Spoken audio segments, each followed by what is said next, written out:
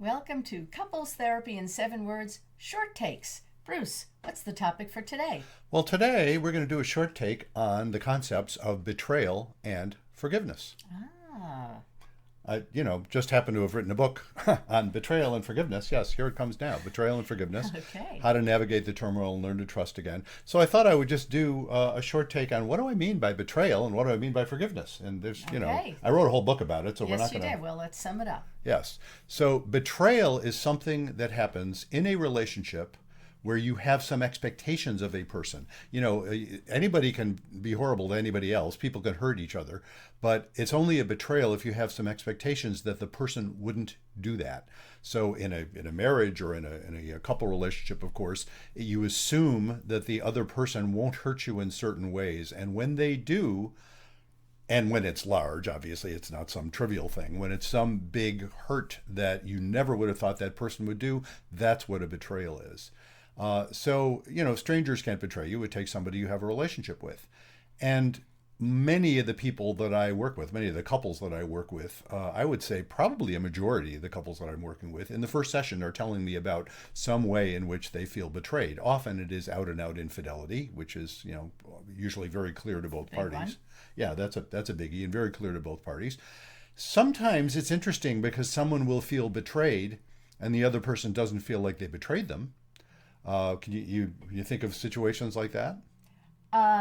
Let's say if somebody is carrying on not like a sexual affair, but a friendly affair, an emotional affair. Yes, that's where it really gets. Just had a couple the other day I was talking to where that was the case, where somebody was involved in a relationship with a person to whom he wasn't married, that initially was friendly and was emotionally supportive. And somewhere along the line, it crossed the line, but it wasn't clear until much later that it got sexual, and then it was clear. But it was interesting because as far as the partner was concerned, his wife was thinking, yeah, this was a betrayal well before the guy himself thought it was a betrayal. So Right. that is sometimes an issue. So people don't always agree on whether it ought to be considered a betrayal or not. But if somebody feels betrayed, it's big and it's painful. And I can also throw in if you're spending money behind your partner's back. Yes, exactly. Like, I don't want him to know that I bought this diamond bracelet. Yes, For precisely. thousands of dollars. Yeah, Or right. I don't want to tell her that I've been going out and with my buddies or whatever. Yeah, it is. or gambling problems or things of that sort. Right. Absolutely. All those things can constitute betrayal. Now, what do I mean by forgiveness?